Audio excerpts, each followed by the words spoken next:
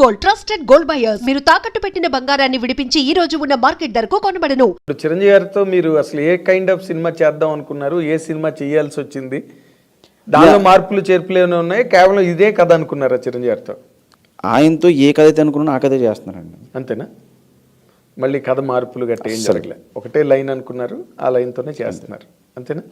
అసలు ఈ సినిమాలో చిరంజీవి గారిని మీరు ఏ విధంగా చూపించబోతున్నారు అన్న దాని మీద ఇప్పుడు ప్రజెంట్ ఉత్కంఠ అంతా మొత్తం అల్లుకుని ఉంది, దాని చుట్టూరా ఆవరించింది. మీరు ఏ రకంగా ప్రజెంట్ చేస్తున్నారండి అని అడిగితే ఆ ప్రశ్నకి మీ సమాధానం ఏంటి? ఫ్యాన్స్ అందరూ హ్యాపీగా ఫీల్ అయ్యేలాగా ఆయన ప్రజెంట్ చేస్తాను సార్. అంతే ఆన్సర్. అంతేనా? అంతే.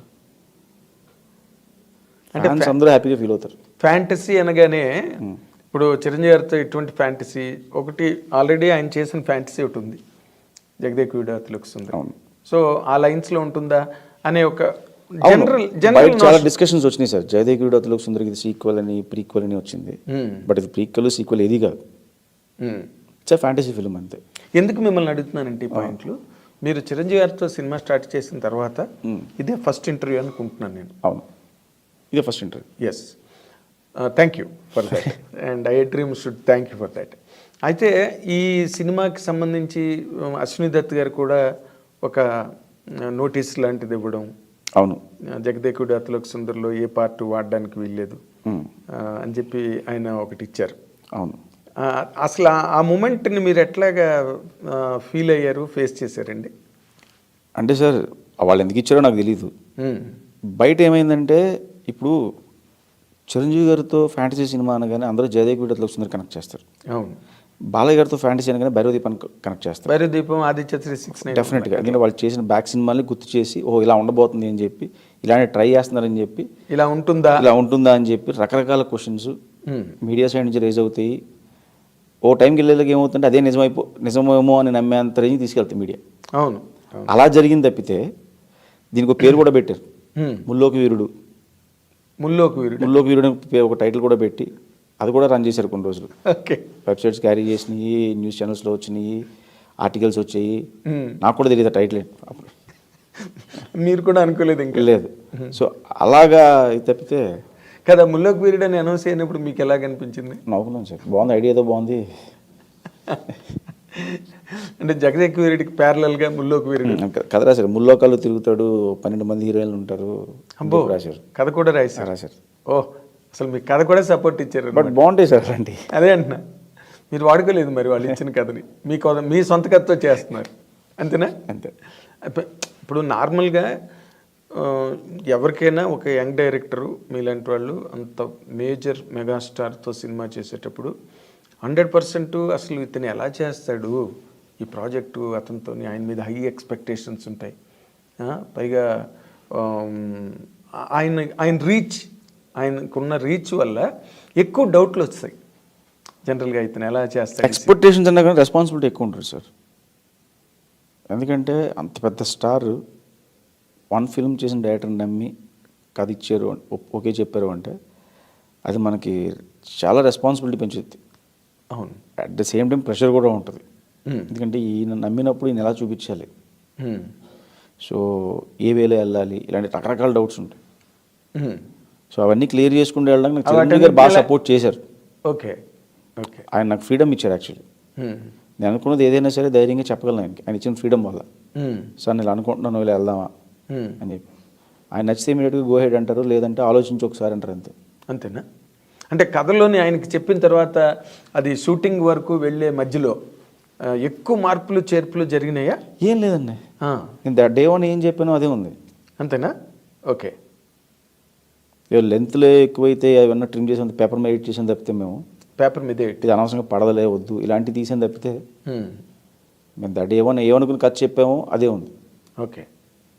అంటే ఇప్పుడు ఆయన కెరీర్లో జగదేక వీరుడు అతిలోక సుందరి అన్నది one of the best films, there is no doubt. మళ్ళీ ఆయన చేస్తున్నది ఇదే ఫ్యాంటసీ సినిమా ఇంత గ్యాప్ తర్వాత. ఇది ఏ రేంజ్లో ఉండొచ్చండి ఊరికే? అంటే ఒక జనరల్ ఐడియాకి Jagadeka Veerudu Athiloka Sundari all time great hit sir. ఏ రేంజ్ అనే దానికి మన దగ్గర మెజర్మెంట్, థర్మామీటర్ మెజర్మెంట్ ఏం లేవు సార్. అది మనం కొలిసి చెప్పలేము. అది అదే టైలర్ టేప్ లేవు. టైలర్ టేప్ వేసి ఇది ఈ రేంజ్ ఉంటుంది, ఇది ఈ రేంజ్ ఉంటుంది, అందరూ ఆ రేంజ్ సినిమా చేయాలని చేస్తాం. ఓకే. అది బయటకు వచ్చిన తర్వాత అది కనెక్ట్ అయితే ఆడియన్స్ చెప్తారు ఆ రేంజ్ ఏంటని. అదే తప్పితే నేను ఈ రేంజ్ సినిమా చేస్తాను అంటే తక్కువైతే చేయవా ఎక్కువైతే చేయవా ఒప్పుకోవా, అంతే కదా సార్. ఇప్పుడు 100కి చేస్తానంటాను, 110 అయితే చేయవా నువ్వు, 1000 అయితే చేయవా, ఇంతే చేస్తావా లేదా తక్కువ చేస్తావా అన్నది ఉంటుంది. ఉండదు. మనం నమ్మి తీసిన ప్రోడక్ట్ బయటికి వెళ్ళిన తర్వాత ఆడియన్స్ ఇచ్చేదే రేంజ్. అఫ్ కోర్స్ సో డెఫినెట్గా ఒక రేంజ్ సినిమా నమ్మే స్టార్ట్ చేస్తాం, కరెక్ట్, నమ్మే తీస్తాం. కరెక్ట్. బయటికి వెళ్ళిన తర్వాత చెప్పాలి ఆడియన్స్ అది. అంటే ఇందులో ఒక పాయింట్ ఉంది. మీరు అనుకున్న కథ ఓవరాల్గా కనుక చూస్తే ఇప్పుడు బింబిసార తర్వాత వశిష్ఠ కదా, బింబిసార ముందు కాదుగా, బింబిసార తర్వాత వశిష్ఠ కాబట్టి అసలు తను ఎట్లాగా ఇప్పుడు మీ మీద మీకు కూడా ఒక నమ్మకం డెవలప్ అవుతుందిగా. డెఫినెట్గా నమ్మకం ఉంటుంది. ఎస్, నేను 100% కొడతాను ఈ సినిమాతో, చిరంజీవి గారి సినిమా అనే ఒక నమ్మకం అయితే ఉంటుందిగా. ఉంటుంది 100%. ఆ నమ్మకం పరంగా నేను అడుగుతున్నా, అసలు ఈ సినిమా అనేది ఎంత వైడర్ స్పాన్ని క్యాచ్ చేస్తుంది, కవర్ చేస్తుంది? సార్ నేను ఇమాజిన్ చేసుకుంది ఇది ఆయన కెరియర్లో టాప్ 10 ఫిలిమ్స్ ఉంటే ఫస్ట్ 3లో ఉండాలనుకుంటున్నాను సార్ నేను. ఓకే. ఇప్పటికి జదిగుడు అతను ఎలా చెప్పుకుంటాం, ఈ సినిమా తర్వాత ఈ సినిమా కూడా చెప్పుకోవాలి. అలా చెప్పుకుంటారా, చెప్పుకోవాలా? చెప్పుకోవాలి, చెప్పుకుంటారు కూడా. అది అనేది ఇప్పుడు చెప్పుకోవాలకి చెప్పుకుంటారికి, చెప్పుకోవాలి చెప్పుకుంటారు కూడా. రైట్. అది this is a correct statement. ఎందుకంటే ఇప్పుడు మీ కథ నమ్మి ఒక చిరంజీవి గారు లాంటి అతిపెద్ద స్టార్, చాలా పెద్ద క్యాన్వాస్ చేసే సినిమా సార్. అవునా? అవుట్ ఆఫ్ బాక్స్లో బడ్జెట్స్ కానీ సెటప్స్ కానీ ఇవన్నీ కూడా. సో డెఫినెట్గా పెద్ద రేంజ్లో ఉంటుంది. అవునా? సెట్ వర్క్స్ ఎక్కువ అండి దీనికి. అంటే ఒక కొత్త వరల్డ్ క్రియేట్ చేస్తున్నాం. ఓకే. ఆ వరల్డ్ అనేది లైక్ మనకి డిస్నీ ఫిలిమ్స్లో ఎలా ఉంటుందో అలాంటి ఒక వరల్డ్స్. ఓకే. ఆడియన్స్ డెఫినెట్గా థ్రిల్ ఇస్తుంది అది. అది వేరే వరల్డ్లోకి వెళ్ళినట్టు. అవును, అవును. బడ్జెట్స్ కూడా ఆ రేంజ్లోనే పేరుతాయి. డెఫినెట్గా మరి వేరే వరల్డ్కి వెళ్ళినప్పుడు బడ్జెట్ అవుతుంది కదండి. కదా. అది అంటే ఆడియన్స్ ఎంజాయ్ చేయడం అంటూ మొదలెడితే ఇంకా ప్రతి బిట్టు ఎంజాయ్ చేస్తారు డెఫినెట్గా. ఏదో ఒక బ్లాక్ బాగుందిరా, లేకపోతే ఫస్ట్ హాఫ్లో బాగుంది, సెకండ్ హాఫ్ బ్లాక్ బాగుంది అని అనుకుంటే అది వేరే.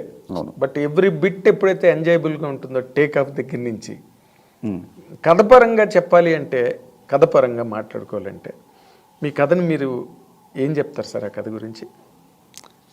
అంటే నాకు అర్థం కాలేదు మీరు అడిగిన క్వశ్చన్. ఇప్పుడు కథ గురించి చెప్పాలి అని అంటే ఈ కథలో ఒక ఎంటర్టైన్మెంట్ కానీ, లేకపోతే థ్రిల్లింగ్ ఎక్స్పీరియన్సెస్ కానీ, లేకపోతే ఒక ఇమోషనల్ బెంట్ కానీ దాంట్లో ఇవన్నీ ఉంటాయా, లేకపోతే కంప్లీట్గా ఒక ఎంటర్టైన్మెంట్ లాగే వెళ్ళిపోతుందా? It's emotional film sir.